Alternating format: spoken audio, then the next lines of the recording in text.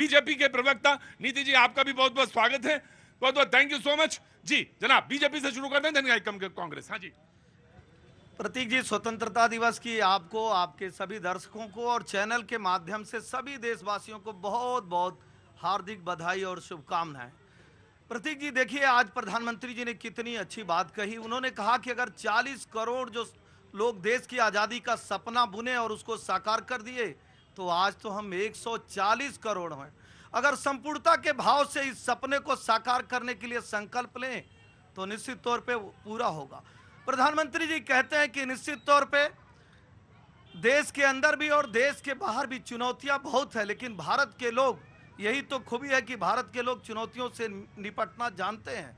ये बुद्ध का देश है जो कभी युद्ध को नहीं स्वीकारा। 4 बड़े धर्म इस मुल्क में पैदा हुए, 4 बड़े मुल्क, 4 बड़े धर्म इस मुल्क में पैदा हुए। अब आप सोचो, और ऐसा कोई दुनिया का धर्म नहीं जिसका अंश इस मुल्क में ना हो। सोच के देखिए, चीजें छोटी छोटी चीजें हैं लेकिन एलिमेंट कितने बड़े हैं, विविधता कितनी बड़ी है सर। और लास्ट में बहुत सारे लोग हैं, मैं एक चीज कहूंगा कि प्रधानमंत्री जी कहते हैं राष्ट्र प्रथम। अगर राष्ट्र के प्रति जिसका भी सोच होगा ना, 140 करोड़ जनता उसके साथ खड़ी हो जाएगी।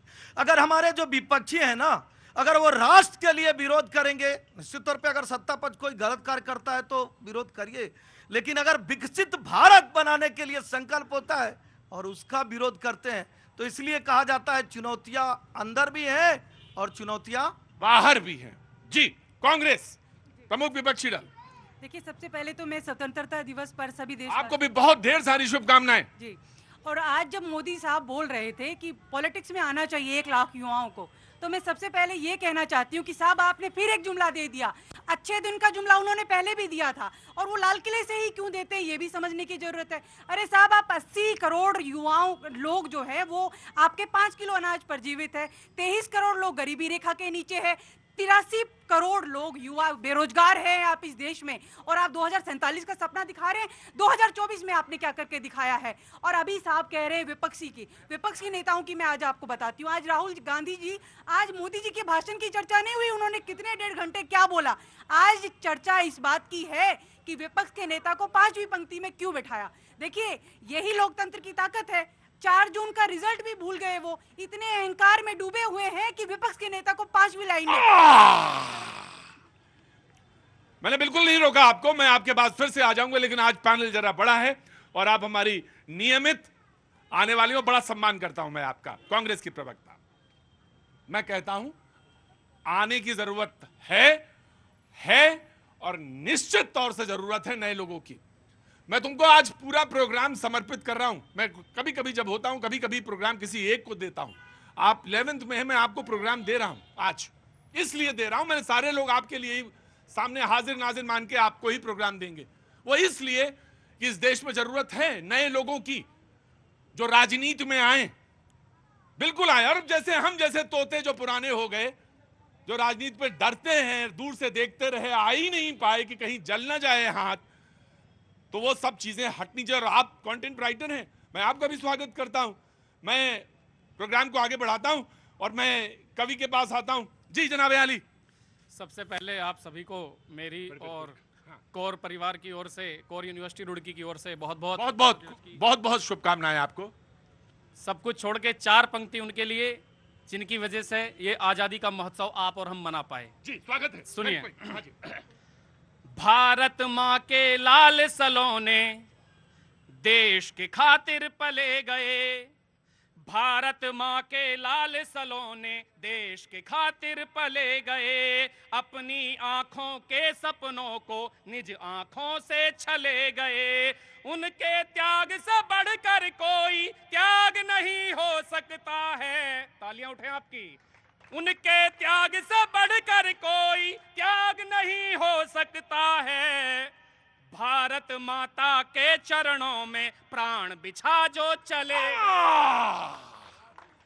ये कवि की और एक दृष्टा की एक नजर है जो वो अपनी तरह से देखता है। और यकीन मानिए, देश वही, राष्ट्र वही होता है जिसकी नजर नींव पर जरूर होती है। मैं नहीं कह रहा हूं ऊपर मत देखिए, कंगूरुओं को मत देखिए, देखिए जहां तक देख सकते हैं विजन वहां तक देखिए, लेकिन अपने पुरोधा और अपने जो जिन्होंने प्राणोत्सर्ग किए और वो जो लोग जिन्होंने इस देश की माटी में अपना रक्त और पसीना गिराया, उन पे जरूर नजर होनी चाहिए, अपने बुजुर्गों पे। जी नीति जी, very quick your remark.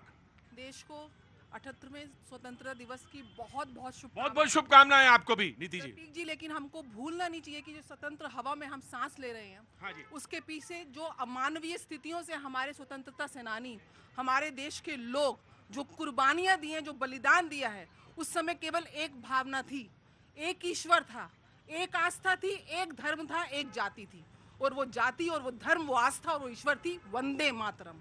I agree. ये बात बहुत अच्छी बात कही आपने, बहुत अच्छी बात कही। आज वो वंदे मातरम और जिस प्रकार से माताएं और बहनों के ऊपर जो शोषण और अत्याचार हो रहा है, और वहां पे भी राजनीति और सियासीकरण हो रहा है कि ये मेरा रेपिस्ट है, ये तुम्हारा रेपिस्ट है, ये मेरा क्षेत्र है, ये तुम्हारा क्षेत्र है, ये मेरा राज्य है, ये वहां का राज्य है। तो ये शर्मसार जो करता हुआ आज लोकतंत्र की ये जो पराकाष्ठा, 5वीं लाइन पे राहुल गांधी खड़े हो गए तो उनको दर्द हो गया। ये नहीं देखा कि एक परिवारवाद का वो जो किस प्रकार से वो आगे संचालन कर रहे हैं। मेरी बहन, अगर तुम होती ना तो शायद आज पहली लाइन पर होती, क्योंकि तुम परिवारवाद को नहीं देखती हैं। यहाँ पे परिवारवाद, यूसीसी को ये लोग मना करते हैं, यूनिफॉर्म सिविल कोड, यहाँ पे किस प्रकार से एक धर्म को केवल उसका सियासीकरण करना, उसको विशेष अधिकार देना।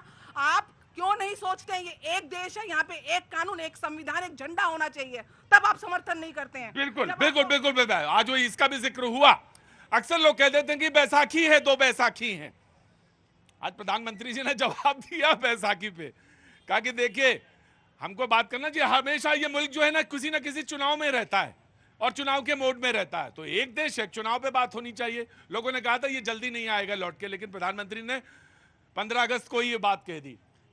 और एक बात उन्होंने कही और कि कम्युनल नहीं, एक देश में एक कानून के तहत यूसीसी की बात होनी चाहिए, और दोनों बातें उन्होंने आज कही। और लोगों को लगता था, ये पॉलिटिकल जो एनालिस्ट है उनको लगता था ये बात बहुत जल्दी निकल के नहीं आएगी, लेकिन प्रधानमंत्री ने बस मई से जून बीता और जुलाई बीता, अगस्त में ही ये बात, और वो भी लाल किले के प्राचीर से। मैं बिल्कुल जी जनाब अली रियाज साहब, आपका स्वागत है, जोरदार ताली बजा के स्वागत करिए रियाज साहब की, अपनी आवाज। जी मैं सीधे कुछ हाँ बिल्कुल, उसमें कोई देर नहीं करनी चाहिए। चाहे किसी भी दीन के या फिर ज़बां के हैं, क्या बात है। चाहे किसी भी दीन के या फिर ज़बां के हैं, चाहे किसी भी दीन के या फिर ज़बां के हैं, दुनिया